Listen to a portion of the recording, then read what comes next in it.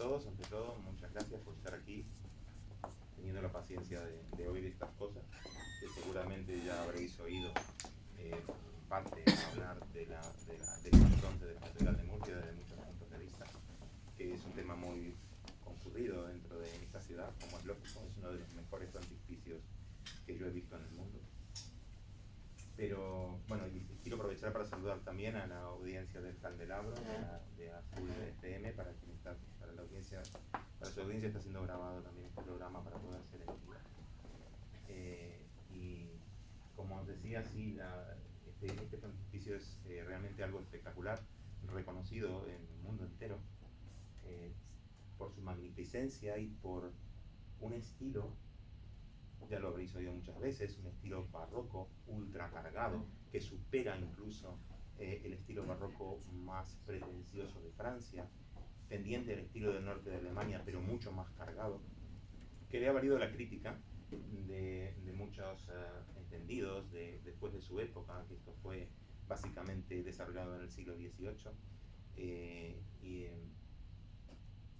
entonces, bueno, ha sido muy criticado por su sobrecarga de simbología.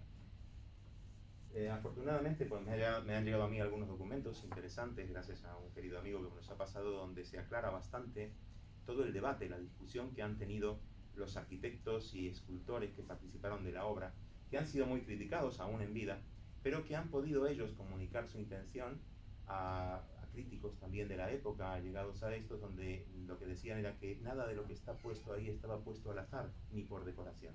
Que todo lo que estaba allí puesto quería referirse a la simbología o al lenguaje o a lo que ellos querían transmitir. Y verdaderamente vamos a intentar ahora meternos un poco en simbología, soslayando un poco los temas arquitectónicos y de la historia del arte, que los vais a oír constantemente y yo no quiero dormiros, y como este tema es bastante profundo, me voy a abocar directamente a ellos. Si queréis saber alguna cosa que yo pueda contestaros sobre otro tema específico como es la historia del arte, lo podéis preguntar y lo puedo intentar responder.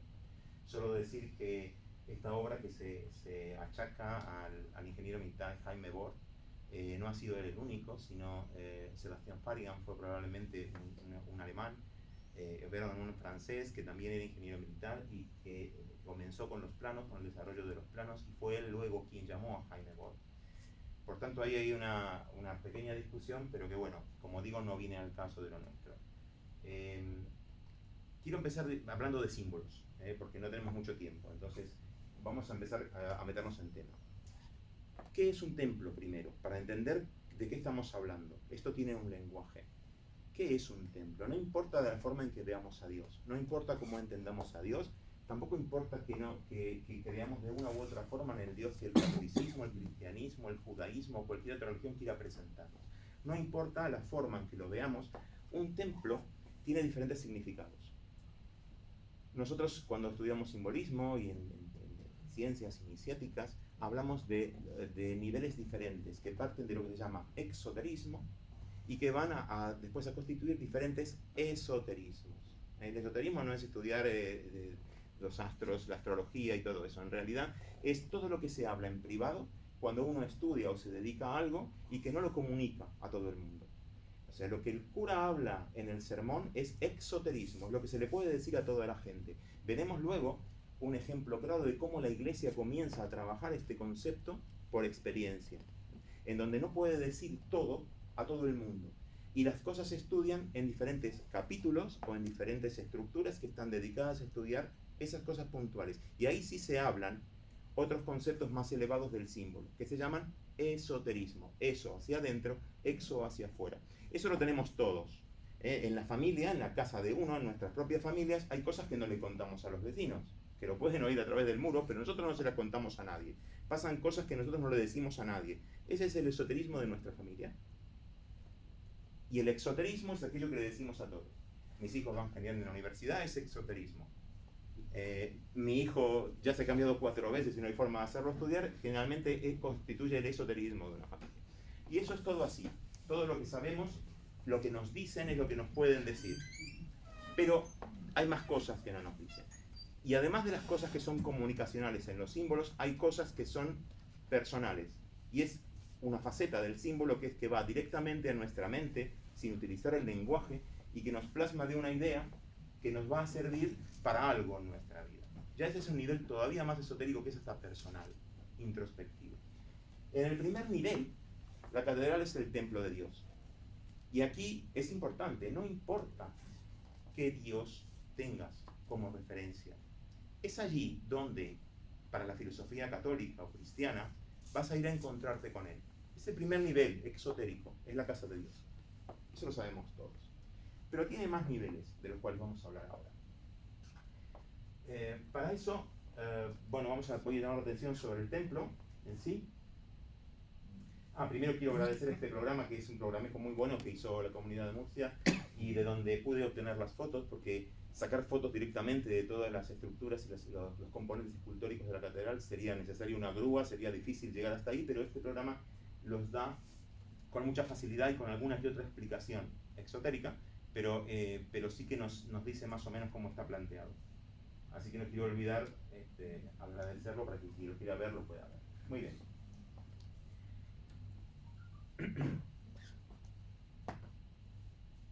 El segundo nivel de esoterismo, o el primer nivel de esoterismo fuera del exoterismo, es uno muy interesante, que alguna gente ya plantea y ya conoce, y que es muy común, por ejemplo, en Inglaterra, en los sistemas anglicanos. El templo no es solamente la casa de Dios. Hay gente que ni siquiera cree en Dios, pero sí quiere y cree en el templo. ¿Cuál es la otra función fundamental del templo? Dar una estructura de orden a la sociedad. El orden social es muy importante. Hablando con anglicanos en Inglaterra, me decían, van al servicio todos los domingos, y yo cuando les decía, pero realmente crees en Dios, y me decían, si no es necesario, no es eso lo que nos da la religión. La religión nos aporta un orden social.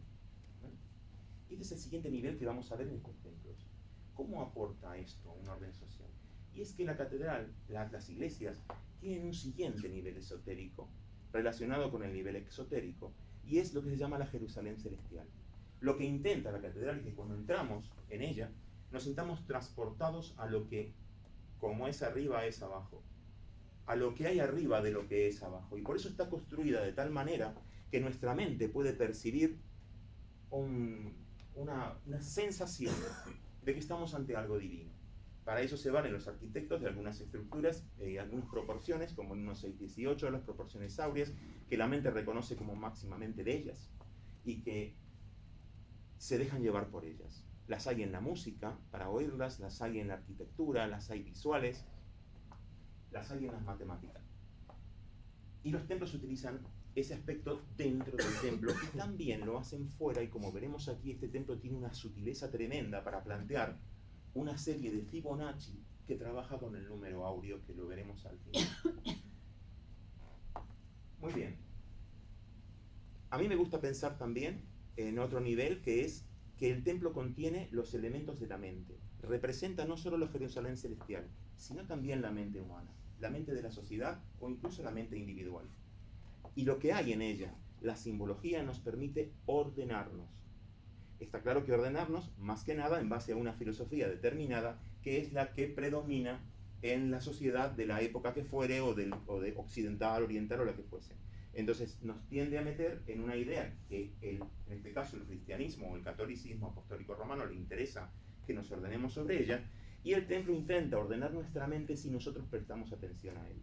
Por eso cada símbolo tiene una comunicación, que si la usamos podemos regirnos por esa comunicación, dirigirnos a ellos, rectificar nuestros conceptos dentro del templo y poder asociar una idea que seguramente nos englobará y nos comunicará con el resto de la sociedad. Es como una representación de la mente, pero también el templo es una representación de la sociedad. Y esto deviene del primer templo. El primer templo judeo-cristiano que está descrito en la Biblia es el templo del rey Salomón. Es un templo que Dios le encomendó a David, pero que no le dejó construir por sus múltiples pecados, y que su hijo sí pudo llevar a cabo con los planos que David había trazado por orden del Señor. En este se pautan una cosa fundamental que hasta el día de hoy todavía se va a seguir viendo en todas las catedrales, y que tiene el significado de la imitación del templo de Salomón. Como sabemos, el cristianismo, el catolicismo es judeo-cristiano, aunque ahora veremos que tiene unos agregados necesarios, ya que se implantó en el Imperio Romano, y tuvo que hacer algunas concesiones que también aparecen en las estructuras del templo. ¿Cuál es lo más importante que tenía el templo de Salomón y que daba la estructura de orden social. 2 columnas. En el pórtico o entrada se llaman 2 columnas. Esas 2 columnas. Esas 2 columnas no son iguales entre sí.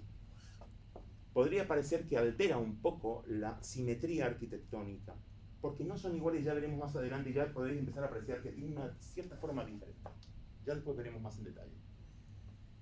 Pues tiene una simetría filosófica.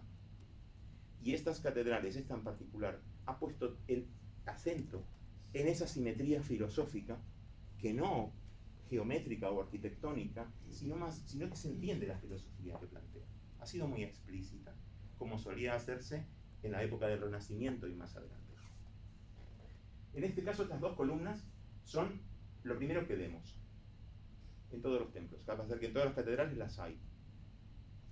La columna de la derecha, como veis, es un poco más corta, fuerte, tiene las estructuras de sostén más grandes, más robustas, y los pedestales más robustos. Y la de la izquierda es más estirada, elongada, con un capitel más corintio, aunque todos son compuestos en el Renacimiento, porque el barroco no toleraba órdenes arquitectónicas simples, sino que casi todos son compuestos, pero más tirando hacia el corintio, y el otro más tirando hacia el dórico, es decir, fuerza y belleza. La columna de la derecha representa la fuerza, y en el templo de Salomón tenía un nombre que era Boaz, que era el nombre del bisabuelo de David, caudillo y juez de Israel. Cuando los jueces eran reyes, se llamaban jueces. Representaba al gobierno, al rey, al poder secular, que controlaba con la fuerza el Estado. Y la columna de la izquierda, que se llamaba Jaquim, que era el nombre del sacerdote consagrador del templo de Salomón, como figura en la Biblia, representaba la belleza, al poder sacerdotal. Porque la fuerza, sin un control de la belleza o de la moral, por así decirlo, es destructiva. Entonces esos dos estamentos llevaron al rey Salomón a tener éxito. ¿En qué? En la unificación. ¿Cuál es el éxito del rey Salomón por lo cual es siempre recordado? Porque logró unir Israel y Judá, ambos reinos, siempre en guerra, y los logró estabilizar y pacificar. ¿Con qué filosofía? Pues con esta filosofía. La fuerza, el poder secular y la belleza del poder sacerdotal. Desde entonces todos los templos judeocristianos de cierta importancia llevan 2 columnas en el pórtico o entrada, haciéndonos ver que, como pasó siempre las sociedades occidentales se estabilizan, y las demás, entre el poder político o el rey, el poder secular, y el poder sacerdotal. Por tanto, papas coronaban reyes y reyes ponían papas. Era difícil gobernar sin la anuencia de ambos. Siempre fue así. Y eso deviene de la filosofía judeo-cristiana del templo de Salomón. Eso es lo primero que vemos allí. Pero si observáis bien, hay 2 columnas más a los 2 lados. ¿A qué van esas 4 columnas? Y esto es un tema que ha dado mucho en el debate, y que la historia del arte tampoco osa ponerse de acuerdo y afirmar. Pero tenemos que contemplar, tenemos que entender que cuando el cristianismo se oficializó, se legalizó y luego se convirtió en religión oficial del Imperio Romano, fue en el Imperio Romano. Y el Imperio Romano tenía sus reglas, tenía sus religiones. En el Imperio Romano de ese momento imperaba una religión llamada el mitraísmo, el culto a Mitra, desde el siglo IV a.C. hasta el siglo IV después de Cristo. Era, curiosamente, un dios que venía representado por el sol, que nació el 25 de diciembre de Madre Virgen, y que al morir se fue al cielo a la vera de su padre. El cristianismo, que tenía otra filosofía diferente, más judía y más iconoclasta, debió absorber cosas de lo que en Roma había que respetar para poder existir. Y por tanto hizo ciertas concesiones, tanto que una religión iconoclasta como el cristianismo acaba con varias centenas de santos, haciendo el lugar de los dioses intermedios que los romanos utilizaban en el panteón. Algo había que darles a cambio. Finalmente esa negociación sale lo suficientemente bien como para que los cristianismos salgan adelante a partir del concilio de Nicea de Constantino en el 325, que es cuando se ponen de acuerdo, y con dos ortodoxias y el catolicismo apostólico romano, pues negocian una buena estructura social. Pero Roma tenía una religión muy importante, que era la religión eleutiana, la del templo de Eleusis. Era una religión basada en un templo que Deméter le construye a Hades, al dios del inframundo, para liberar a su hija Perséfone. Es una historia larga que no me puedo meter en ella, porque si no, no sé ninguno. Pero vamos a quedarnos con que para liberar a su hija, una de las ofrendas que hace es construir un templo. Un templo que daba unas pautas a la humanidad. Y es en algunas cosas similar a lo que plantea el templo de Salomón. Tiene 4 columnas en vez de 2. 2 de ellas representan a Hércules y Afrodita, que son la fuerza y la belleza, al igual que las columnas de Salomón. Y las otras 2 representan a la diosa de la sabiduría y al dios de la luz, que es Apolo. Ellos están así apareados porque se estima que la fuerza sin belleza es destructiva y la sabiduría sin luz es inútil. Esa es la filosofía eleutiana. Y después de Constantino, esas 4 columnas aparecen siempre en torno a las otras 2. Está claro que hay una concesión a las religiones romanas que hacen que el concepto global del cristianismo, del catolicismo apostólico romano, cambie un poco. Esa es la explicación más razonable que se le da a esas 4 columnas, que casi siempre van a aparecer también en todas las catedrales del mundo. No es esta la única, esto es en general de las catedrales, ¿vale? Otra cosa muy interesante es que esta catedral está dedicada a Santa María, ¿no? A Nuestra Señora, Madre de Dios. Esto hace una referencia a culturas antiguas de las diosas paridoras de dioses, más allá de la Madre de Jesús. Madre de Dios, es bastante más en ese concepto. Y hay 2 números que se refieren a María, a la Virgen María, a Nuestra Señora y demás, dentro del numeral, digamos, simbólico, que utiliza también el cristianismo y todas las filosofías de alguna manera iniciáticas, que son el 5 como reina del mundo y el 12 como reina de los cielos y de los ángeles. Tiene 2 números. El primero se establece a nivel del mundo, que es el potencial que tiene toda la gente, que tiene toda la humanidad para poder crecer. Y el 12, que ya es cuando está ascendida en su asunción y cuando ya ha avanzado hacia los cielos, que representa la última intermediación con Dios. Podríamos hablar también de esto porque el simbolismo es sumamente interesante, pero también llevaría muchísimo tiempo. Solo deciros que el 5 es un número muy utilizado para eso desde todas las tradiciones religiosas. En la tradición judeo-cristiana es la representación del sello de Salomón, que no es de 6 puntas, sino de 5. Lo de 6 puntas es una idea que nace cerca del siglo XVIII-XIX para el estado de Sion, pero no es un símbolo antiguo, ¿no? Es la estrella de 5 puntas, que es el verdadero sello de Salomón, que representa más o menos lo mismo que viene a representar para la religión católica la intermediación o el reino de la Virgen María. Y vamos a ver que en esta catedral el 5 es reincidente constantemente. Hay una postura que dice que en realidad esta catedral iba a tener 3 plantas, pero que como el suelo era inestable, mejor la dejaron en 2. Pero también he visto los comentarios de los arquitectos donde dicen que exactamente reflejan lo que querían reflejar. Y que en realidad todo lo que hicieron fue como para poder terminar exactamente en esto. Y si miramos aquí, esta catedral tiene 3 cuerpos en horizontal, ¿vale? Se pueden ver entre las columnas, y 2 cuerpos en vertical. Son 5 cuerpos. Son 5 unidades, básicamente, ¿vale? Pero lo digo porque prestéis atención, porque vamos a ver el 5 en un montón de oportunidades aquí, puestos de diferentes formas, ¿no? Esto es interesante porque los símbolos, una vez que yo os lo comente y si vosotros lo veis, nunca más vais a dejar de verlos. Vais a pasar por ahí y vas a ver exactamente lo que la mente, una vez que los recibe, ya no los deja ir. Muy bien. También quiero llamar la atención, este es el portal, este es la puerta real, porque se abre cuando vienen los reyes.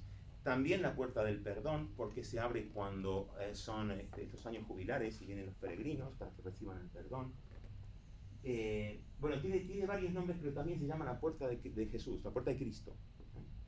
Que se llame la puerta de Cristo no tiene mucho sentido, porque ya entendemos por qué se llama la puerta del perdón, por qué se llama la puerta real, sabemos por qué pasa todo eso, pero la puerta de Cristo tiene, hay que buscarle el significado. ¿Por qué se llama la puerta de Cristo? ¿Es que Cristo entra por ahí o qué? Pues si os fijáis bien, es una sutileza. Esto da las pautas. En la época del Renacimiento, las cruces empezaron a representar muy estilizadas, muy estiradas hacia arriba y hacia abajo, buscando profundidad, hacia arriba o hacia abajo. Eso ya es para otras clases de interpretaciones. Esto viene a funcionar como una traviesa, y lo sabemos porque aquí están los clavos. Hay dos redondelitos que marcan los clavos de una cruz. Eso va a dar la pauta a lo que veremos al final, ¿vale? ¿Lo veis todos? Sí. ¿Veis que hay como una traviesa corta y muy ancha que marca que marca la puerta, ¿vale? Y con dos redondelitos que son los clavos que están ahí marcados? No sé si se ven bien, pero sí están, y si os acercáis a la catedral lo vais a ver perfectamente. ¿Veis la diferencia entre las columnas? Esta columna es más corta, más robusta, con el pedestal, con el sostén en tres, y ver este pedestal con relación al otro. No tiene nada que ver. Es mucho más fuerte y mucho más grueso, ¿vale? Mucho más corto, como las columnas dóricas, que representan la fuerza. Por eso esa representa el poder secular. Recordarlo, porque en toda la catedral vais a ver la representación del poder secular de un lado, del poder religioso del otro. Vais a ver qué interesante la simetría de esta catedral. Bueno, y empezamos con las figuras simbólicas. San Joaquín, claro, es una catedral dedicada a Santa María, y están representados sus padres. Sus padres, que por cierto no tienen mucha mención en los evangelios tomados para la Biblia, sino que casi toda su historia, fuera de lo básico, está en evangelios apócrifos. Pero aquí está bien representado. De esta estatua, bueno, es San Joaquín. No es un iniciado, no es un eclesiástico, no es parte de los religiosos, pero sí de alguna manera es el custodio de la Sagrada Familia.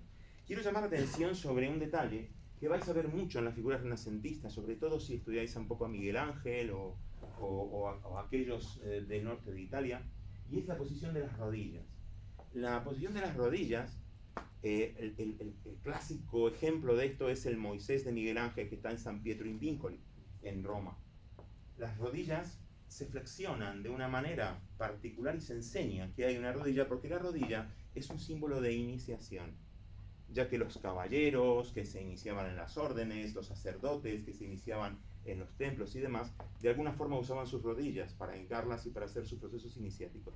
La flexión de la rodilla, cuanto más próxima a la escuadra, a 90 grados, mejor, es un símbolo de iniciación. Y casi todos los personajes de aquí tienen una rodilla dobladita que se ve de entre la ropa. No habría razón para marcar una rodilla entre la ropa, pero vais a ver que esto es una cosa repetitiva también en esta catedral. Y del otro lado Santa Ana, cómo no. Y acá es el otro 5 que vais a ver. Sabéis que antiguamente los cristianos rezaban así, hacia el sol. Eso es en el principio del cristianismo. Todavía hay sacerdotes de ciertas órdenes negras que lo siguen haciendo en sus ceremonias privadas. Jesuitas. Sí, porque llegas a preguntar, ok, no me quiero quedar con la culpa. En las loyólicas estas que hacen. Bueno, pues son muy interesantes. La mano de Santa Ana, en posición de emanación. Y el 5. Los 5 dedos abiertos. ¿Qué hizo Ana? ¿Qué emanó? 5. Emanar es por esto, la mano, emanación. Emitir algo. ¿Qué emitió? Pues emitió María. La parió y tiene un 5 ahí así. Así como se plasman los símbolos. Nadie dice mucho más, te lo dejan y que lo veas, ¿no? Y ahora vais a ver que esta figura se relaciona con otra que vendrá más adelante, donde también se ve un 5, con la mano, extendida de esa forma. La mano de Santana es muy llamativa. No tiene por qué estar así. ¿Qué hace Santana? ¿Está saludando a alguien? No. Está ahí con una mano en posición de emanación. Y tiene un 5 bien plasmado. Ya va el segundo 5 que vimos por aquí.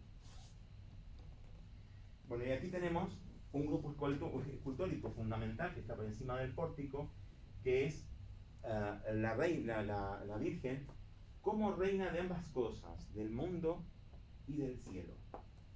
Las figuras que forman el grupo escultórico de la Virgen propio son 5. Muy atento el escultor. Son los 2 ángeles, los 2 arcángeles.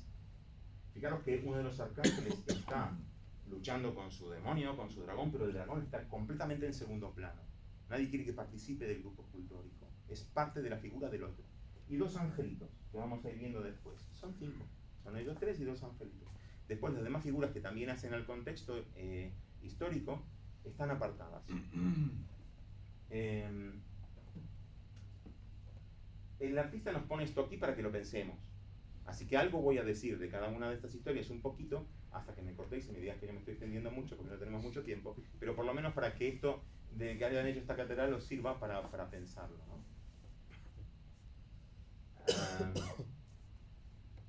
Lo primero que aparece ahí es el arcángel Miguel. Que sepáis primero que arcángeles eran 7 y el arc es gobierno. Son ángeles que llevan gobierno de algo. Y el arcángel Miguel llevaba el gobierno de los ejércitos del Señor. ¿Sí? Esto viene de aquella lucha de los cielos, de los ángeles, de justamente el arcángel Miguel contra Lucifer, ¿no? De aquellos momentos en que él lleva esa batalla y acaba ganando. Y por eso, él lo que está haciendo es dominar a la bestia, que ya ha caído, dominar a Satanás, que ya ha caído y necesita de dominio. Que no lo mata, nunca lo mata. No se puede matar en términos religiosos, simbólicos y demás. Siempre hay un cierto equilibrio donde algo domina una de las partes. Y en este caso domina el arcángel Miguel con un escudo que podéis ver ahí que pone QSD. ¿Sí? Esas QSD, lo podéis ver, están casi todos los escudos de lugares importantes donde está el arcángel Miguel. Es Qui sicut Deus. ¿Quién como Dios? Esto viene a responder una pregunta, que esto es lo que no está en ninguna parte, si no estudiáis el folclore del judaísmo antiguo, porque no está ni siquiera en los primeros libros de la Torá, sino en el folclore que da origen a la Torá, y que es donde habla de la batalla de los cielos. Resulta que cuando Dios se toma un tiempo que desaparece, siempre hubo un tiempo en todas las leyendas donde Dios se toma un tiempo en desaparecer.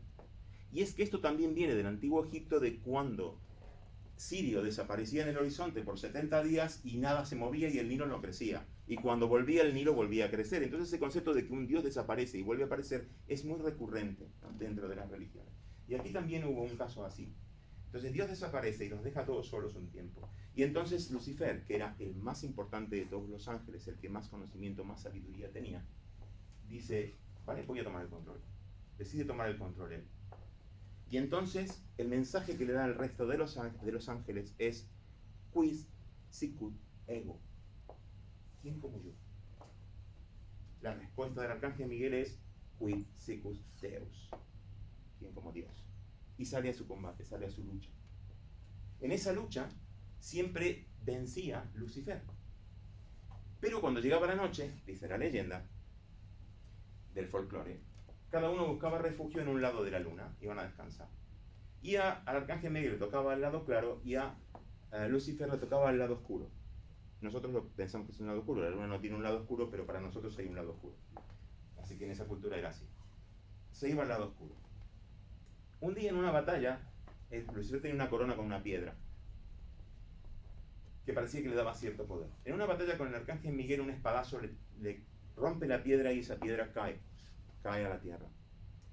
Y eso parece que descontrola un poco a Lucifer, que decide esa noche que él no tiene por qué ir al lado oscuro de la luna, que él es más que el arcángel Miguel. Y entonces se decide a conquistar el sol. Ese es el simbolismo por el cual queda en la religión, decide ocupar su trono. Y es que esta es una religión solar, señores. Es una religión solar, es de herencia de las religiones solares romanas, egipcias, y el sol es el referente de visibilidad de Dios, ¿no? Él decide coger el sol, tomar el sol para refugio. Cuando se dirige hacia el sol, sus alas se queman y se desploma él y todos sus vigilantes a la tierra. Entonces quedan pringados en la roca, en la materia, ya no pueden salir. Y la leyenda está ahí para enseñarnos algo. Y es que eso nos puede pasar a todos. A todos nos puede pasar que queramos ocupar el lugar de Dios, queramos ocupar el sol, se nos quemen las alas y nos salga mal. Un proyecto frustrado, que nos salga muy mal. Y tenemos dos opciones. La primera es la de convertirnos en Satanás, que es quedarnos pringados en la tierra y dedicarnos a molestar al resto, molestar al prójimo, a hacer putadas constantemente, a hacer cosas que perjudiquen a los demás, dedicarnos a hablar mal de los demás, a molestar a los demás, a perjudicar a los demás, como hacen todos los resentidos. Y estoy muy seguro de que vosotros conocéis más de un Satanás en estos términos en vuestras vidas, que se comportan de esa forma. Y nos incita a volver a recuperar el lugar del que trae la luz, Lucifer, el que trae la luz, liberándonos de la materia y olvidándonos de ese asunto y tratar de volver a subir nosotros al cielo y no convertirnos en Satanás. Por eso el arcángel Miguel siempre está dominando con su pie debajo, contra la materia, a Satanás. Eso es lo que los arquitectos probablemente trataban de contarnos en esta historia, que están todas las catedrales y siempre tratan de contarnos lo mismo, pero nosotros generalmente pues, pasamos de ella, ¿no? Pero es interesante no convertirse en Satanás, que nos puede pasar a todos.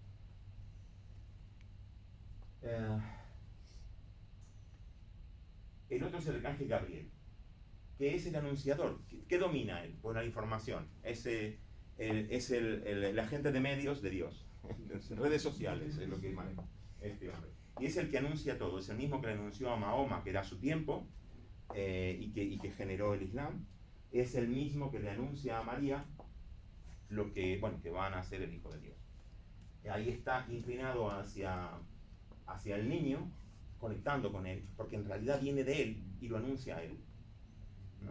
Es un criterio de la Iglesia Católica que vamos a ver ahora cómo tenían sus discusiones con otros cristianismos que no aceptaban ese concepto del Hijo de Dios, del Hijo del Hombre como Dios, sino como carne. Y entonces esta relación entre el niño y los arcángeles, el arcángel Gabriel, viene a reafirmar el concepto de Jesús Dios, además de Hijo, también el todo, ¿no? Como la Santísima Trinidad. Y esto es un acompañante siempre de los bonitos y los buenos símbolos de la Virgen María. ¿Vale? Esto es las dos alegorías principales de la Virgen. Una es el espejo de la justicia. El angelito le recuerda. Recordemos que lo de María viene a incitarnos a todos a poder ser iguales. No es que María es un ser externo y que nosotros la podemos ver pasar volando por ahí, pero que no podemos hacer nada con ello. Nos está incitando a que imitemos la acción de los personajes bíblicos, ¿no? Y lleva un espejo de la justicia. La justicia, hazla contigo. Cuidado con juzgar, sin juzgarte a ti. Esto es más o menos como lo de la paja en el ojo ajeno y la viga en el propio. El ángel de la justicia lo que lleva es un espejo. La justicia para ti, para que te la apliques a ti, no al resto, ¿vale? Y el otro, que está del otro lado, lleva el Janus Coeli. Son las puertas del cielo, se van con María. Es una de las pocas religiones, claro, probablemente es una religión bastante moderna con relación a las demás, que no tiene un lugar específico para el cielo. Sí, miramos arriba, pero ¿arriba dónde? El cielo para los vikingos, por ejemplo, el Valhalla tenía una perfecta puerta donde había que golpear y ser recibido. Y había que ir al Valhalla, no te llevabas tú la puerta. Pero al cielo que nosotros tenemos como tal, la puerta la llevamos nosotros. Son las virtudes las que abren la puerta del cielo. Las llevamos con nosotros. No está en ningún lugar físico, está en un lugar espiritual. Por eso la Virgen lleva el Janus Coeli con ella. Se lleva las puertas del cielo consigo. No, otra persona no puede entrar por esas puertas. Solo tú puedes. Y esto es una cosa que siempre me encantó mucha gracia y mucha impresión. Ese es el Padre Eterno, como lo podéis ver, el Padre Celeste. Ese es Dios, el Padre de todo. ¿Qué hace este hombre? ¿Qué hace este personaje dentro del cuadro? Mientras ahí abajo está el arcángel Miguel peleándose con Satanás, Gabriel haciendo su trabajo, María intentando ascender, tratando de mejorarse a sí misma con el espejo, llevándose las puertas del cielo, y todo eso está pasando, que es el mundo. ¿Y qué hace Dios mientras tanto? Dios es el eterno aprendiz. Dios está para mirar, observa, porque con su observancia crea. Es un pasivo-activo, que es otro de los dualismos que presenta la figura divina. No está haciendo nada. Nunca vais a ver a Dios pelearse con Satanás. Nunca. Lo vais a ver departiendo amablemente. En el libro de Job se pasa el tiempo apostando cómo se va a comportar Job si van quitando los hijos, el ganado, la casa. Pues tortura a ese hombre porque Satanás le dice que si que solo te sigue porque le das cosas buenas. Y Dios se la pasa torturando a Job para probarle a Satanás como una apuesta que están jugando. Nunca discute. ¿Por qué no discute nunca Dios con Satanás? Porque todo es parte del uno, incluido Satanás. Por tanto, quien discute con Satanás y se pelea es el arcángel. Es un segundo, pero él, el observador, el que crea, lo crea todo. Solo observa. Porque está en este universo para observar. Por los ojos de todos. Es un mensaje que aquí lo plasman con mucha claridad. Bueno, esta figura está apartada del resto, como lo veis ahí, no está en el grupo justo, porque se hubiera ido de los 5. Entonces está fuera. ¿Vale? El arcángel Rafael, una historia muy interesante de Rafael, es otro arcángel, es la medicina del Señor, es el médico del cielo, el cura. ¿Vale? Está con Tobías, niño. Vais a ver esta historia si queréis, porque es bastante común, es bastante interesante del Antiguo Testamento. Hay un Tobías, que es el padre de este que se ve ahí, el de la figurita, que era un hombre muy bueno, muy cooperativo, muy solidario, era un hombre que siempre pensaba en los demás y que siempre repartía su dinero, sus cosas, su ganado, se lo daba a todo el mundo y siempre estaba cuidando a la gente. Pero un día se echó a dormir debajo de un árbol y le cayó una cera de los árboles o de un nido que había en los árboles en los ojos y lo dejó ciego. Con su ceguera él perdió todo. Entonces, ante la pérdida total, le pide a su hijo, Tobías, hijo, eran 3 generaciones, todos llamaban Tobías, este es el del medio, y le dice que vaya a ver si puede rescatar una deuda que él había dejado con alguien de otra tribu, y que ya le había ido bien desde su tiempo, cuando le había dejado una cantidad de dinero, para poder recuperarlo. Y el crío, que era pequeñito, sale hacia su destino, pero no conoce los montes, no conoce las montañas, y entonces encuentra un guía, a quien le pide que lo ayude y el guía lo lleva. Lo lleva por las montañas, lo ayuda a llegar donde tiene que llegar, lo ayuda a hacer cosas, hasta que se da a conocer como el arcángel Rafael, que venía a pagar la deuda de su padre por haber sido caritativo toda su vida. Tiene un pescado enorme encima, porque esto nos enseña a ser previsores, esto también es una historia de previsión. Tobías se acerca al río para lavarse los pies, y se le abalanza sobre él un pescado enorme que salta prácticamente sobre él, y Rafael le dice, cógelo, no lo dejes ir. Él lo coge y le dice, de este pescado vas a utilizar la hiel, el corazón y el resto de las vísceras. Y el resto nos lo comeremos esta noche. Pero esas guárdalas, porque te servirán para el futuro. Y él lo hace, guarda la hiel y las vísceras. Se comen el pescado. Y mientras avanzan en su viaje, para no hacerlo largo, Tobías se encuentra a una mujer con la que se va a casar, que era de su propia tribu, y se va a casar con ella, pero ella tiene un problema. Hay un demonio que está enamorado de ella, que es un demonio muy libidinoso, que se llama Asmodeus, que es un buen demonio para todo, no hace ningún daño en general, pero le gusta quedarse con las mujeres y cargarse a sus maridos. Había perdido 7 maridos en manos de Asmodeus. Y todavía dice que quiere casar con ella, para poder recibir una herencia y resolver el problema económico de su familia. Entonces, el arcángel, la madre de Sara, que es la madre de esta chica, le dice que, le cuenta la historia y le dice, cuidado, todos han muerto. Y Rafael le dice, no te preocupes, tú cógelo, no todo tiene que pasar como ya pasó. Y le enseña que con las vísceras de pescado, quemándolas, esto tiene todo un simbolismo con el que tampoco me puedo meter porque no tengo tiempo, quemándolas, sus vapores ahuyentan al demonio Asmodeus. Él lo hace y efectivamente Asmodeus se va, enseñado por Rafael, por supuesto, se va y deja libre a su mujer. Luego, cuando él vuelve a casa con su dinero, unta la hiel del pescado sobre los ojos de su padre, que recupera la visión. Todos estos son símbolos para estudio, ¿no? Que no puedo meterme tanto porque si no nos vamos a... Pero esta es la historia que cuenta esta parte de la catedral. La historia de Tobías y de ese pescado enorme que tiene una razón de ser. Muy bien. Y del otro lado algo similar, con una simetría simbólica. Es el ángel de la guarda, que es lo que Rafael fue para Tobías y que todos deben tener. Y lo que señala son las puertas del cielo, que le llamo Coeli. Porque lo que le dice al niño no es que vaya hacia ellas, sino que las construya. ¿Qué es lo que tiene que hacer? Construirlas a lo largo de su vida. Porque es así como accederá al cielo. y no buscando un lugar. Interesante en esto, bueno, me olvidé decirlo antes, los pies descalzos. Todos los personajes santos que no tienen pisada la tierra van descalzos, como en casi todas las catedrales. Y si tienen sandalias, tienen algo que ver con el mundo material. Muy bien. ¿Por qué está San Patricio ahí? Se preguntará mucha gente. Esta foto está porque la gente dirá que se hace irlandés en el medio de Murcia. Y es que en las batallas decisivas para recuperar el reino de Murcia contra los musulmanes, había una compañía de irlandeses que luchó valientemente y ayudó de forma fundamental a la reconquista. Y su patrono obviamente era San Patricio.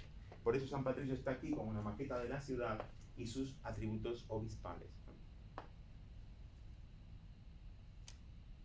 Es patrono de Murcia, San Patricio, por cierto. Bueno, San Petronio de Bolonia. Es un santo no muy importante para todo el mundo, sin embargo, cada uno tiene su historia aquí. Parece haber sido nacido en Murcia, no se sabe muy bien, pero se dice que se encontró una placa en la iglesia de San Nicolás con la referencia de que era de aquí. No hay ninguna certificación de eso y no es muy cierto, pero sí hay una cosa. En la historia hay muy poco de este santo. Pero esta iglesia en particular respeta muchísimo el concepto científico que la iglesia quiso compartir con la gente antes de este tema del esoterismo y el exoterismo que decía antes. Cuando la iglesia intentó hablar con el pueblo y explicarles las cosas. Este al parecer hacía las mismas cosas en Italia, en Bolonia y en Milán. Por eso él está con una cruz que es en realidad un árbol vivo, naturaleza. Porque parece ser, aunque no hay muchas referencias, ya que casi todo lo que hay de él son historias contadas de sus milagros falsos para poder santificarlo, lo poco que hay habla de su interés por enseñar y compartir las ciencias y las artes con la población, tratando de explicar la religión desde un punto de vista más científico. Lo que pasa es que este hombre vivió en el 540, por ahí, en el siglo V, en el 400 y pico, un poco antes, 60 años antes de la caída del Imperio Romano de Occidente, por lo cual su hábitat era un verdadero desastre, era un caos. Entonces muy poco historia hay de este hombre, pero parece ser un precursor de lo que después vamos a ver que es la escuela isidoriana. Bueno, y la cruz de Caravaca, que es una cruz casi patriarcal, sin pie, que es, por supuesto, la reliquia fundamental de Murcia. Hay una historia sobre la cruz de Caravaca que, bueno, no sé si la conoceréis, pero que motivó la conversión del rey musulmán en Caravaca cuando fue a presenciar una misa. Lo voy a hacer corto porque no tengo tiempo, pero que básicamente quiso ver qué lograban al ritual de la misa, y cuando fueron a armar todo le faltaba la cruz. Y no podían llevar a cabo la misa porque le faltaba la cruz. Pero la cruz entró por la ventana, llevada por unos ángeles, y se posó sobre el ara, lo cual motivó la conversión de la mayoría de la corte musulmana. Esa es la historia que sabemos de la cruz de Caravaca, que en realidad aparentemente es un lignum crucis, que es un trocito de la cruz, que vino a parar a esta catedral, que casi todas las catedrales tienen una reliquia de ese tipo. Muy bien. Y aquí lo que hay es dos de las virtudes cardinales. Hay dos tipos de virtudes en la iglesia, cardinales y teologales. Las cardinales son aquellas que no vienen incorporadas de nacimiento, digamos. Eso es un concepto muy similar al de la Cábala, ¿no? Hay cosas que nos da Dios con la inteligencia, que las vienen ya cargadas, y otras que hay que ir buscándolas por el medio. La justicia es una de ellas. Está representada con la balanza y con una espada, el poder y la justicia, la balanza de la justicia. Y lo que nos dice, siendo una virtud cardinal, es que eso es algo que tenemos que desarrollar, que no nos viene innato, que tenemos que ir tratando de modificar la naturaleza que tenemos para poder conseguirla. Y por eso probablemente lo que está detrás, a diferencia de lo que vamos a ver luego, por eso tengo que decir ahora, es un jarrón que probablemente contenga agua, no óleo sagrado como muchos piensan, sino más bien agua, porque el agua es el elemento integrador, es lo que está en todos nosotros. Cada uno de nosotros recibe seguramente en algún momento una molécula de agua que ha pasado por todos los demás y por todo el resto del universo conocido, porque el agua no se cambia, es siempre la misma. Entonces es el elemento simbólico integrador de los más importantes.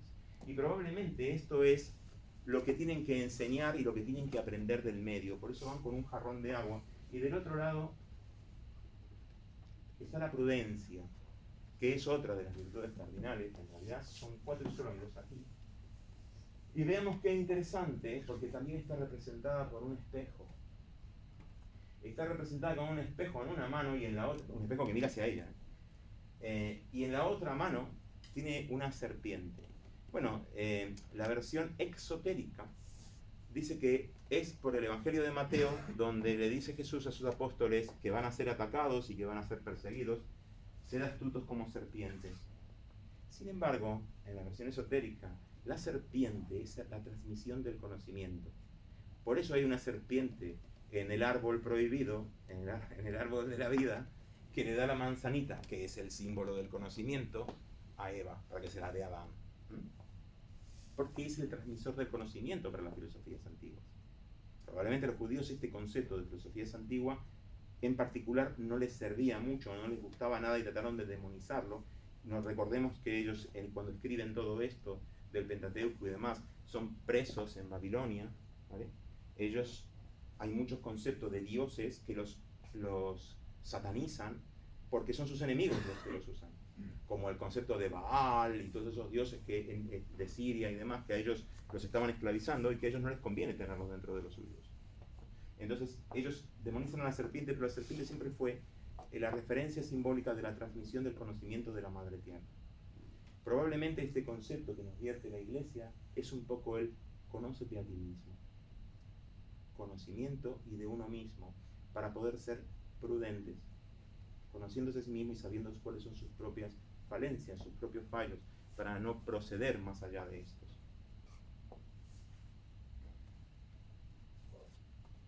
Muy bien, este es el otro grupo, la otra escultura que está por encima de todo, que es la Virgen ascendida.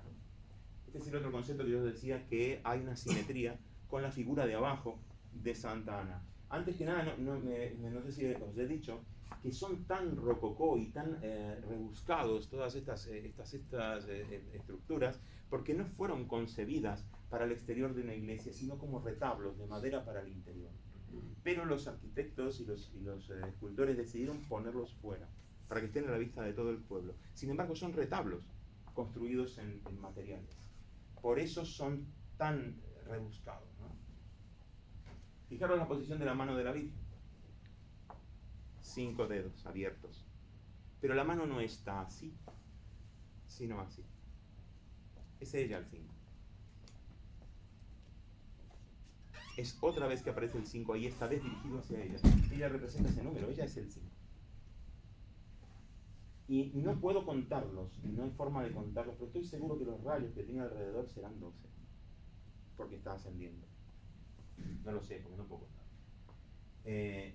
Eso es otra vez el 5, ¿no?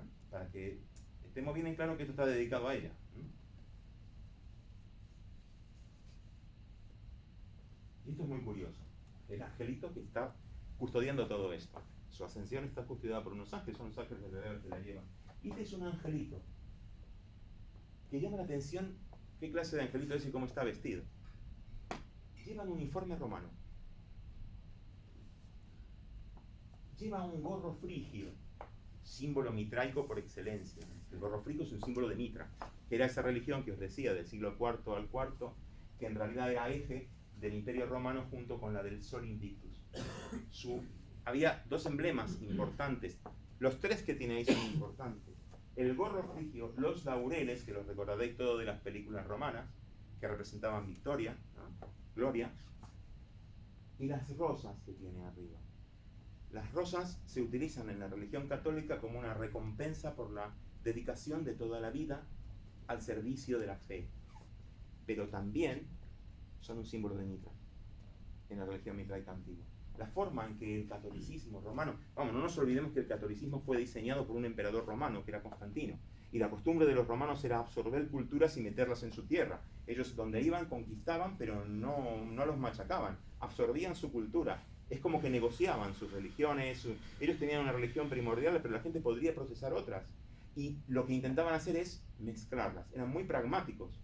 Realmente ellos veían la religión como este nivel esotérico que yo les hablaba de mantener el orden social.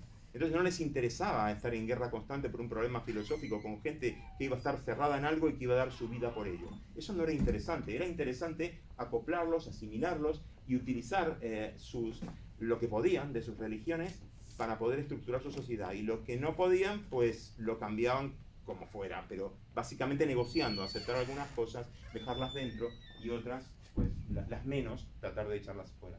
Pero este es un caso en donde tenemos un ángel que parece que está trabajando para Mitra, no para Jesús o para Dios. Todos los símbolos son mitraicos. Incluso está con un perro que tiene, que tiene todavía otro simbolismo más con relación al tránsito de las almas por el mundo de la oscuridad. Es un perro el que dirige desde Egipto a las almas por el mundo de la oscuridad para llevarlos a su destino final, sea el cielo, el infierno, lo que tenga cada religión. Es Anubis, tiene cabeza de perro, refiriéndose a eso, es el dios de la muerte.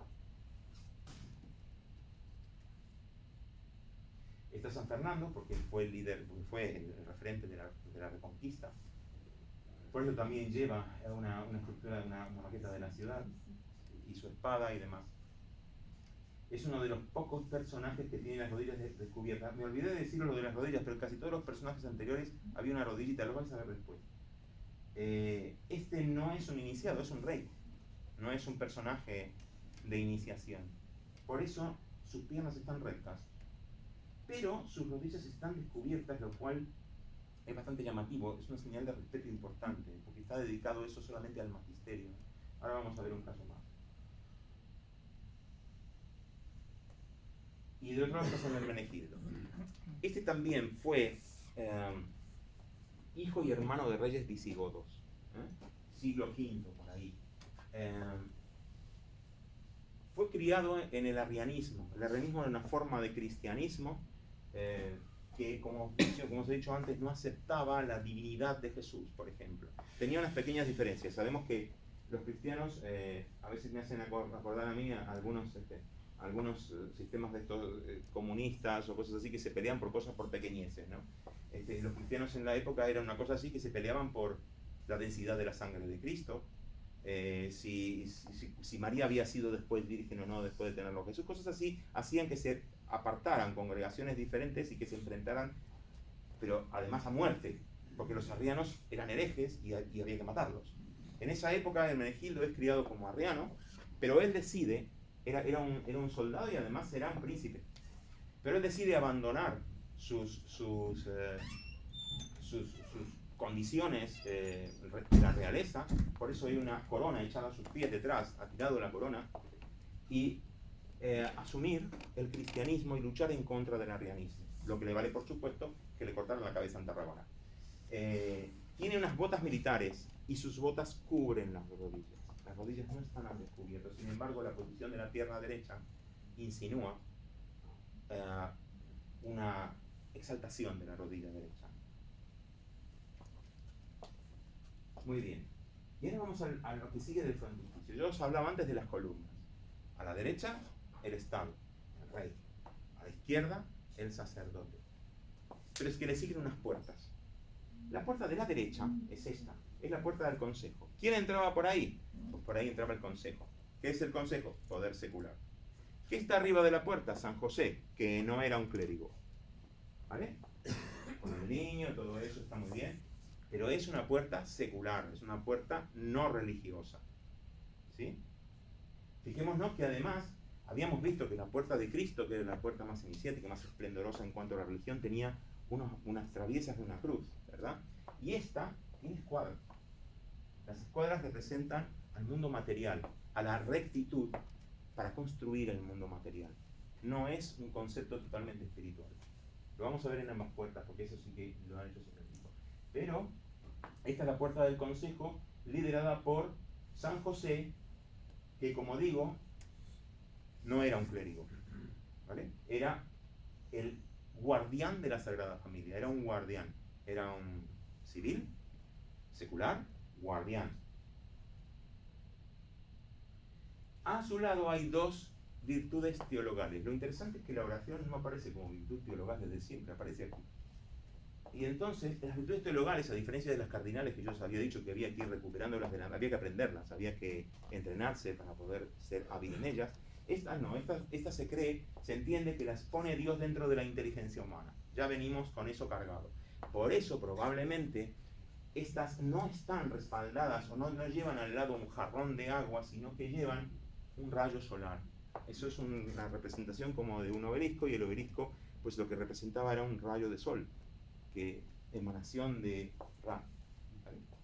Y en este caso se ve claramente la bolita de arriba que emana ese rayo, que nos viene a decir que esto lo tenemos incorporado, que lo busquemos, que está ahí, que todos sabemos orar.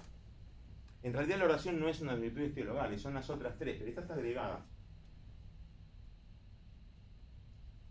Esta sí es la caridad, que está al lado, en la misma puerta. ¿Vale? Fijémonos que la caridad, es llamativo, está descrita dándole de mamar a un niño y otro niño al lado. Lo que ha hecho esta madre es dejar a su niño de lado para darle de mamar a otro niño. Así lo explica el arquitecto. Dejar de dar de mamar a su niño para darle a otro. Porque la caridad no se entiende como dar lo que nos sobra, sino dar lo que hace falta dar. A lo mejor lo tenemos y es lo único que tenemos, pero tenemos que darlo para que otro, que pasa más necesidades que nosotros, no las pase. No sirve que tengo dos abrigos, y uno viejo y uno nuevo, y entonces tiro el viejo sobre un pobre y me siento caritativo. Eso no es caridad. Eso es que no lo quiero tirar a la basura y que lo tire otro. Caridad es darle el abrigo que me sirve. Y la madre le está dando la leche que le sirve a su hijo a otro que no la tiene.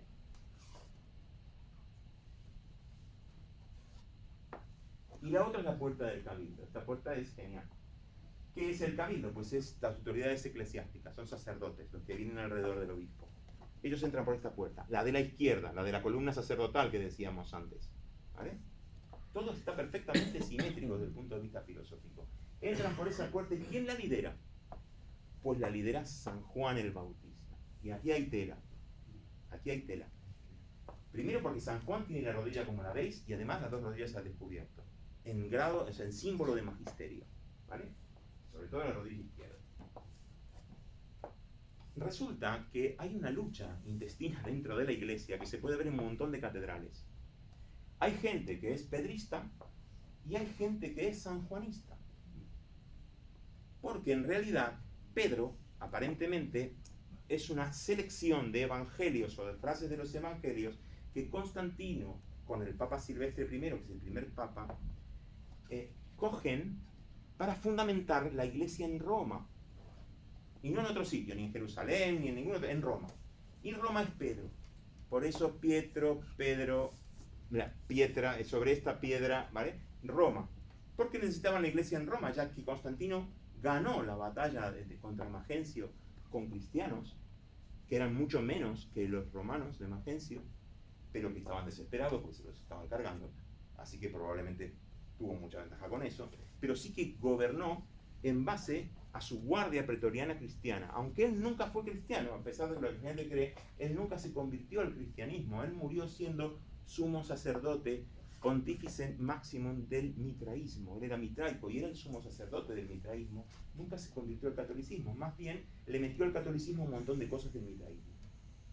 ¿Vale? Entre ellas los toros, que al margen, no viene el caso, pero también es cierto, el mitra era una de las formas de ritual del mitraísmo, que una de las cosas que se convertía en la tierra era el toro.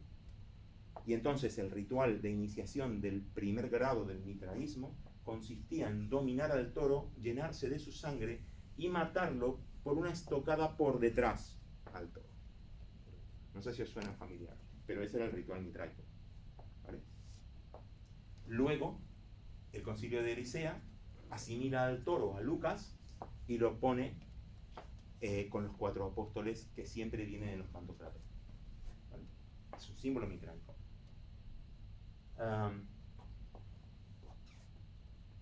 Estas iglesias, muchas de ellas, la mayoría, estaban financiadas por estructuras, por órdenes que tenían mucho dinero. Muchas de ellas venían desde las cruzadas, como las 3 órdenes militares sacerdotales de las cruzadas, que eran el Temple, Malta y los teutones. Dos de estas órdenes pasaron a ser en parte Estado o en parte una parte propia de la Iglesia, como la Orden de Malta, haciendo también su orden secular, quedándose con el dinero, haciendo una orden secular que todavía existe, la Orden de Malta, de la cual el príncipe, bueno, cuando era príncipe por lo menos era gran maestro. Los teutones se quedaron con el gobierno de Bohemia, ¿vale? Y los templarios desaparecieron y nunca apareció la pasta, ¿vale? Nunca. Pero luego empezaron a haber un montón de donaciones, un montón de contribuciones, porque para ellos la obligación de caridad siempre existió. Y la primera obra de caridad era construir iglesias. Esa es la principal obra de caridad que se entendía desde el medioevo. Así que es probable que la financiación de muchísimas de las iglesias haya venido de filosofías sanjuanistas, porque todas estas órdenes eran órdenes de San Juan. San Juan de Jerusalén, Rodas y Malta, San Juan de Jerusalén, Acre. Son todas órdenes de San Juan, eran todos sanjuanistas. Todos ellos pensaban que Juan era el verdadero sacerdote y que le fue quitado ese título, digamos, ese peto sacerdotal, por la conveniencia de que fuera un romano el que ostentara, digamos, el papado, o sea, el primer obispo, el obispo de Roma. Como Juan no era de Roma, pues digamos, la religión, la filosofía religiosa viene a cargárselo y a reemplazarlo por Pedro. Esto está muy representado en muchísimas iglesias, donde además denostan un poco a Pedro en cuanto a tomar posición en territorio de San Juan, que está demacrado, chupado y demás, como pasa por ejemplo en Chartres, que el obispo era sanjuanista a muerte. Estos financiadores probablemente eran bastante sanjuanistas. Entonces vamos a ver un par de cosas raras aquí que tienen que ver con esto. La primera es esta ostentación de San Juan, que realmente está puesto ahí con una magnificencia estupenda, en donde la gente tiene que pensar que ese es el sacerdote. Es probablemente la figura más llamativa de todo el conjunto, ¿no?, que lidera esta puerta.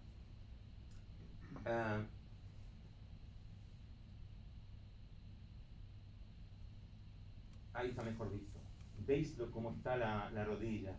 Tiene su piel de camello encima, que es la máxima distinción, ¿no? Bueno, esto es el escudo del Cabildo, que en realidad está puesto ahí porque el cardenal Belluga metió su escudo dentro del escudo del Cabildo. Eso que está en el medio, el pequeño escudito este que se ve aquí, pues ese es el escudo del cardenal Belluga y Moncada. ¿Vale? Tuvo su derecho por haber construido esto. Vamos a ver algo más del cardenal Belluga después, que llama mucho la atención. Bueno, lo que está alrededor es genial. Es la fe. La fe representada ciega. Recordemos que la justicia no estaba representada ciega. La fe está representada ciega porque ve sin ver. Y esto tiene muchos juegos de palabras, tomando en cuenta toda esta filosofía sanjuanista que digo. Lleva un cáliz en la mano como un inicio, como la sangre, como el santo grial, como el cáliz, como lo que origina, y tiene un dedo que le apunta directamente al cáliz, y el símbolo de San Juan es el 1, así puesto de esta forma como aparece en todos los cuadros, las representaciones de la edad del Renacimiento. El dedo, siempre un dedo arriba, eso es San Juan. Cuando quieren presentarlo crípticamente, cuando quieren presentarlo de alguna forma que no se vea, que todo el mundo, no lo vea todo el mundo, o que solo que los que lo sepan lo identifiquen, con un dedo se representa a San Juan, el 1. Es el primero. Y acá hay varios dedos, es uno. Llama la atención, ¿no? Porque ¿qué te queda esa figura apuntando al cáliz ese, que en realidad se viene a referir a la fe, ¿no? Y los ojos ciegos. Pero hay más. La posición que tiene. No suele ser representada así la fe, sino abierta, ¿no? Es la forma en que en el medioevo, sobre todo en las góticas, se representaban a las sinagogas. Yo la primera vez que la vi pensé que era la sinagoga, porque se representa así la sinagoga. Ciega y retorcida, dándole la espalda a Jesús. Porque la religión judía no reconoce a Jesús, entonces en la mayoría de las catedrales de Europa, cuando está representada la sinagoga, está de espaldas a Jesús y en una posición que se ve que le da la espalda. ¿Vale? Y ciega siempre, con los ojos vendados, porque no ve a Jesús, que es lo real, lo que debería ver y no lo ve. Es en el reclamo, digamos, que se le hace a la sinagoga por parte del cristianismo. Pues aquí está esta estatua representando la fe en la misma posición que la sinagoga, pero dándole la espalda a Juan. Que no lo ve, que jamás lo había visto yo en esta posición con respecto a Juan. Sí, señor. 10 minutos. Bueno, vamos a ir muy rápido. Ahí está mucho. Bueno, la otra es la esperanza. No me voy a extender más, pero que solo ver que la esperanza tiene su mirada puesta al frente y un poco arriba, porque lo que está es buscando, pero lleva un ancla.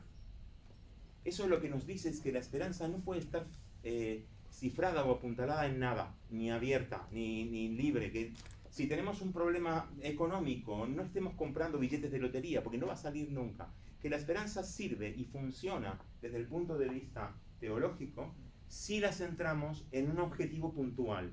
Y el ancla viene a marcarnos ese objetivo. La usan los barcos para clavarla en el fondo y solo les permite una deriva controlada. Y llama la atención que esa deriva siempre es circular. Y el círculo, para los que no estéis mucho en esto, es el símbolo del universo divino. Que material o divino, pues el divino es el círculo. Vale. Y esto es lo otro. Pablo. ¿Dónde está Pablo? ¿De qué lado va a estar Pablo? ¿Pablo era un religioso acérrimo, un sacerdote? No. Era un cobrador de impuestos que vino a ser un pilar bastante violento, digamos, de la religión cristiana. Pues está del lado secular. Está por aquí. No se lo ve porque, claro. La rodilla de Pablo es asombrosa. Fue uno de los pilares de la iglesia, ¿no?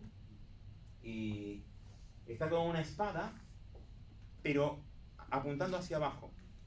O sea, está en función de lucha, está en función de su trabajo habitual. Porque cuando está en función de mártir, la espada está siempre apuntando hacia arriba y generalmente sobre una roca, porque le cortaron la cabeza. La espada hacia arriba es función de martirismo y hacia abajo es lo de él, lo que él era. Puso fuerza para sacar adelante al cristianismo. Y por eso está del lado de la fuerza. Comparado con Pedro, que es el sacerdote, y está del lado sacerdotal, justo del otro lado. Otra vez la simetría de esta iglesia filosófica. Pero es simpático lo de Pedro, porque la inclinación de la rodilla es menor que la de Juan. Digamos, no enseña sobre, sigue tapada la rodilla, y tiene un dedo que adivinar a quién apunta. Apunta Juan. Esto está representado con togas romanas, o sea, desde el inicio del cristianismo, y esto a mí me parece un acto sarcástico en la construcción de la iglesia, que más habla de que son sanjuanistas los que la construyen. Bueno, San Ginés, conocéis toda la historia de San Ginés, supongo, porque es un patrono aquí de Murcia muy importante. Su toga lo mantuvo a flote cuando se hundió la barca y unos ángeles lo ayudaron a llegar a la costa y le construyeron una ermita. Y entonces se quedó como ermitaño y mantuvo el culto a pesar de que la tierra estaba poblada mucho por musulmanes, por visigodos y por de todo. Y él mantuvo su culto ahí cristiano, no arriano, que era una gran lucha de la época. San Ginés era sobrino de Carlomagno, hijo de Roldán Magno y la reina de Francia. El tío era un príncipe, un noble, que podía haber elegido la nobleza. Pero se vino en barquito aquí, se hizo ermitaño y eligió la religión y por eso lo santificaron. No es cualquiera el Ginés este que lo veis por ahí en el polígono industrial, ¿no? No. El tío era el sobrino de Carlomagno, valía. Bueno, San Isidoro fue uno de los primeros obispos de Cartagena, uno de los más importantes, no me voy a detener más porque no puedo. Poncio Porcario es nacido aquí, pero martirizado en Roma. El nexo de la iglesia de Roma es una cosa que siempre se discute aquí. Pero recordemos que en la época, un siglo antes, en la época de Juliano de la Rovere, Julio II, cuyo secretario era Gil Rodríguez de Junterón, el vínculo entre Roma y Murcia era tremendamente estrecho, política y religiosamente hablando. Todos los problemas de Roma solían pasar por el secretario privado del Papa, que era Junterón. ¿Vale? De esto hay que hablar de la capilla de Junterón, que tiene tela, pero que no podemos obviamente de aquí porque nos van a matar, no vais a asesinar nunca. Bueno, San Basilio fue el primer obispo de Cartagena. Él era un discípulo de Santiago, me sale decirle Jacobo todo el tiempo, de Santiago, y se lo trajo, y cuando él desembarca en Cartagena para ir hacia el norte e intentar llegar a Galicia, que nunca llegó, pues lo dejó a de obispo, lo bautizó él y lo dejó como encargado de la iglesia y aparentemente hizo un muy buen trabajo, sosteniendo la iglesia, luego acabó siendo obispo de algún otro sitio, de Écija, ¿no? Pues entonces es el primer obispo reconocido de Cartagena, de la diócesis de Cartagena. Y este es San Fulgencio. San Fulgencio es el primero de los 4 santos de Cartagena. Que yo voy a decir por qué están ahí, que la gente cree que están ahí porque eran unos oligarcas, hijos de familia noble, porque eran de unas familias de las más nobles de aquí. Pero les voy a decir por qué estaban esos 4 santos ahí, porque fueron la hostia. Y en realidad, San Fulgencio, tiene las facciones, la cara del cardenal Belluga. Lo hicieron tal cual. Es como un homenaje al cardenal Belluga. Tiene su escudo, tiene la cara de San Fulgencio, no le falta nada. San Fulgencio, San Leandro, que es el primogénito, el mayor, fue el que le enseñó a todos sus hermanos lo que saben. Este hombre era un erudito, escribió un montón de libros, de hecho las reglas de los conventos para Santa Florentina las escribió él. Y los fue formando en una forma de religión volcada hacia la ciencia, que dio origen a la escuela isidoriana, muy conocida en el mundo católico, iniciada por San Isidoro, que era el obispo de Sevilla, fue muchos años, y que desde ahí dio un empuje a lo que se llamó la filosofía isidoriana.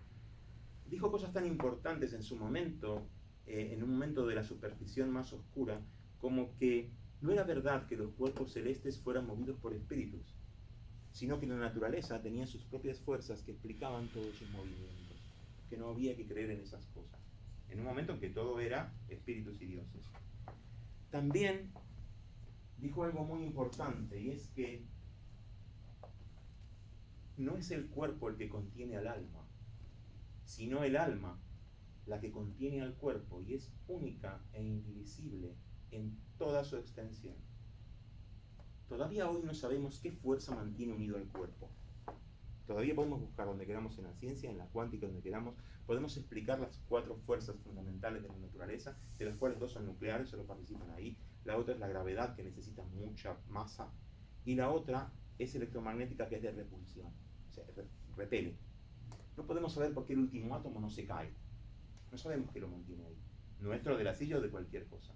Hay una energía que todavía no descubrimos cuál es, pero que estos tíos le llamaron alma. Le llamaron un espíritu de las cosas que las mantenía, pero que estaba por fuera. Pero eso es un tremendo hallazgo, porque hoy la ciencia se está planteando que puede haber algo así desde la física cuántica.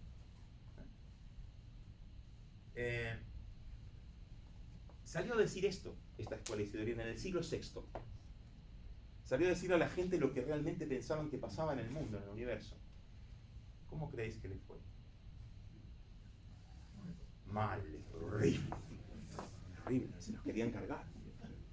Por tanto, en el siglo VIII, de la escuela isidoriana sale un tal San Beato en Italia, que dice, basta ya con esto, y lo dice textual, el homus rusticarum et paupere, el hombre rústico y pobre, se lleva mejor con la fe que con la filosofía. Y ahí empieza el primer criterio esotérico de la Iglesia Católica, que antes solo lo tenían los gnósticos, los arrianos, los de otras religiones orientales, que no le enseñaban a todo el mundo lo que ellos sabían. Pero la Iglesia Católica intentaba hacerlo, pero no le fue bien. Entonces empezaron a dejar de hablar de esta cosa y de decirle a la gente, mira, es que si te portas mal te vas al infierno y adiós. Y eso funcionó mejor para el control social, que como dije antes es uno de los fundamentos de la existencia de una religión en una sociedad. El control de la sociedad, la estabilización de la sociedad. No estabilizaban hablando claro. Por tanto, el criterio de que el cura ya no puede decir todo esto. Sabéis que el cura, cuando da una misa, hay un montón de partes de la misa que vosotros no oís y que él dice para sí mismo. Lo dice en voz muy baja, son parte del ritual, pero no puedes dejar que lo sepáis. Está lleno de esoterismo. El cristianismo y todas las demás religiones, no solo el cristianismo. Y eso parte de ahí, de cuando les va mal con esta historia. Bueno, no me puedo extender mucho. Entonces, y esta es Santa Florentina. Esta es la pequeñita, la Florentina, la que pobrecita la mujer, fundó más de 40 monasterios, se metió en un monasterio benedictino, reformó la regla benedictina con la ayuda de San Leandro, con su mentor, y formó más de 40 monasterios y escribió todas sus reglas, desde el benedictino. Fue un personaje potente dentro del cristianismo en toda la región y en parte de Europa. Y por abajo está Santa Teresa. Ya la conocéis, a Santa Teresa de Jesús, que como queráis habéis comido su carne de membrillo por lo menos. Esta lo tenéis que conocer.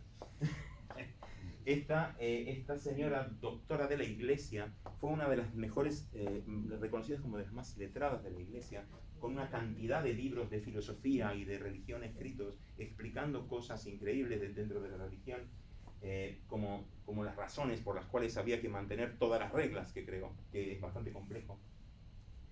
Y ella se metió en una orden medio ermitaña, que es la de la Santa María del Monte Carmelo. La conocemos mejor como los carmelitas. Y luego, con la ayuda de Santo Tomás de Aquino, que era de la orden de los predicadores, que es lo mismo que decir orden de los dominicos, sonará por aquello de la Inquisición,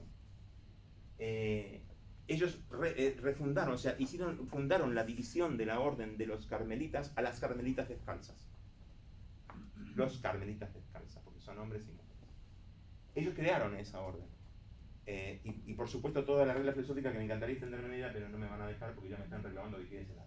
Arriba, este es el escudo del cabildo. El cabildo gobernando sobre toda la estructura, para que queden claro que son ellos quienes gobiernan. Y el símbolo que eligen son unas azucenas en un jarrón de agua. La azucena es símbolo de pureza, de inocencia y de verdad. Y el jarrón de agua hace que se presenten de forma perenne, que nunca muere. El cabildo tiene la razón y nunca muere, eso es lo que están diciendo. Y además está cerrado, aposta, en un óvalo vegetal, representando el almendro original, que es la creación del mundo. ¿Vale? Ellos salen de un óvalo vegetal que nos viene a representar en toda la iconografía antigua como el huevo original, de donde sale todo, como Gea, que para el universo. Pues esta es la representación cristiana de eso. Muy bien, vamos al final. ¿Qué os decía entonces de la simetría simbólica? Aquí podemos ver claramente esto. Todo el lado derecho, San Pablo, San José, la puerta del consejo. Del lado de la columna, Boaz, que es la columna secular, la de la fuerza. Todo el sistema de gobierno está de este lado. ¿Vale? Y del otro lado, podemos ver aquí, San Pedro, San Juan el Bautista, la puerta del cabildo, en el lado de la columna sacerdotal. Esto no es casualidad. Esta es la simetría simbólica perfecta que desarrollan en la fachada de esta catedral. Por eso querían todos estos símbolos ahí. Nos está planteando cómo gobernar, cómo mantener el orden. Todo esto, las religiones son una cuestión de orden. Los símbolos ordenan los pensamientos. Y si la gente los sigue, sigue un orden. Por eso, los anarquistas siempre estuvieron en contra de la simbología religiosa, porque establecían un orden que a ellos no les servía. Pero hay más de esta. Bueno, aquí básicamente quiero mostraros los capiteles para que veáis la diferencia en estructura de lo que está a la derecha, con esta solvencia tremenda que tiene comparado con la otra, que es mucho más fina y mucho más débil, porque lo que viene a representar es la belleza. Obviamente las dos tienen suficiente sustento cuando no se caiga la viga, pero quiero decir, hay una diferencia clara que nos hace pensar por qué, ¿no? Estos son los medallones de los pedestales, de abajo de los pedestales, que donde está San Ambrosio, San Jerónimo, son mártires básicamente, ¿eh? San Agustín también, porque en el martirismo se funda la columna religiosa. Muy bien. Y ahora vamos a la última parte de este aspecto simétrico, o de este aspecto geométrico. Como os decía, ¿estáis viendo la cruz? Bueno, hay una cuestión muy exquisita en la elaboración, en la construcción de esta iglesia. Esta cruz está perfectamente plantada ahí, como si estuviera plantada en la tierra y fuera una cruz normal, ¿vale? Esto es lo que vemos. Esa sería la cruz. Pero es que si os ponéis a seguir el contorno exterior, vais a ver que hay otra.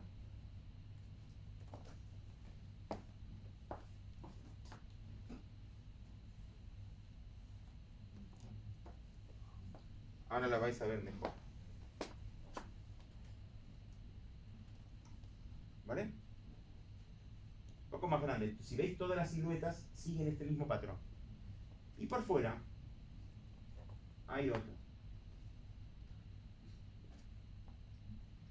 Si queréis seguir ahora las columnas que van por fuera, os vais a dar cuenta que voy a poder dibujar otra.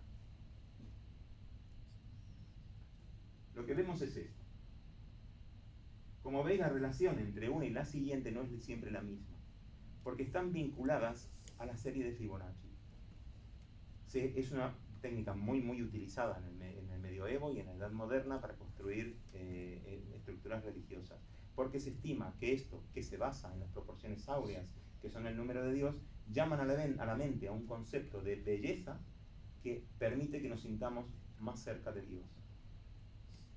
Fibonacci crea una serie que luego Luca Pacioli investiga, que es un sacerdote franciscano de 1500 y pico, y se da cuenta de que siguiendo la serie de Fibonacci se acerca cada vez más al 1,618 de promedio, ¿vale? Y para de hacerlo porque tiene miedo. Cuando empieza a saltar de un lado a otro, 1,618, dice que para de hacerlo porque tiene miedo de dar con la cara de Dios. ¿Y por qué está haciendo esto? Bueno, hay diferentes formas de representar lo que se encuentra dentro de la catedral. Y como antes os dije, si uno entra a la catedral, a la iglesia, encontrará dentro una cantidad de símbolos, de signos que nos permitirán rectificar en nuestra vida. Una rectificación significa corregir y redirigir. Y los símbolos nos redirigen. Si esta cruz parece que se estuviera enterrando en la tierra, ¿verdad? Parece que cada vez más grande, pero más enterrada, hasta el punto en que la última traviesa, la entrada va a dar justo al medio. ¿Vale? Si da justo al medio, estamos entrando por la rosa de la cruz. La rosa es un símbolo muy antiguo. Estamos entrando justo por el medio de la cruz, dirigiéndonos adentro. ¿Para hacer qué? Esto va hacia abajo. Esto es un símbolo muy profundo el que vaya hacia abajo. ¿Qué es lo que no vemos? Un símbolo vale tanto por lo que vemos cuanto por lo que no vemos. Si nosotros vemos el reflejo y con la ayuda del agua de un día de lluvia podemos ver el reflejo de lo que se ve arriba, lo que es abajo forma una cruz paté. Recordemos que es barroco y que tiene mucho decoradito. Ahora la veis, probablemente no la veis del todo, pero uno de estos días pasaréis por la catedral y lo veréis. Y no dejaréis de verlo nunca más. Y la entrada está justo por el centro de la cruz. ¿Y por qué nos indicaban que nos llamaban la atención sobre lo que no se veía? Y lo que no se veía estaba abajo. Por un acróstico, por un concepto filosófico muy común en el iluminismo, pero que venía de mucho más antiguo, que es parte del esoterismo de todas las estructuras iniciáticas y que nos invita a buscar dentro y en el interior, que es visita interiore terrae et rectificarum invenies occultum lapidum. Visita el interior de la tierra y rectificando encontrarás la piedra oculta. Para muchas filosofías gnósticas, el interior de la tierra está en el interior del cuerpo y de la mente, somos nosotros. Pero para la filosofía cristiana, católica específicamente, que hace su fundamento basal en el templo y en el sacerdote, ya que tiene un papa que dirige la palabra de Dios y un templo donde se puede encontrar la gloria de Dios, y no fuera, porque nadie nos dice que fuera del templo podemos encontrar nada, sino siempre dentro del templo. Los arquitectos nos dicen que investiguemos dentro como si estuviéramos en el centro de la tierra. Recordemos que siempre la diosa madre, paridora de dioses, estuvo ligada a la antigua madre tierra, y que el interior del planeta, de la tierra misma, es el que guarda los secretos. De eso es símbolo la serpiente. Como va por debajo de la tierra, transmite sus secretos, los secretos de la madre tierra. ¿Vale? Esto nos está diciendo eso. Visita el interior de la tierra, rectifica y encontrarás la piedra oculta. Y está usando el templo como referencia para bajar. ¿Será eso lo que nos quería decir el arquitecto y en tantos otros templos como este? Muchas gracias.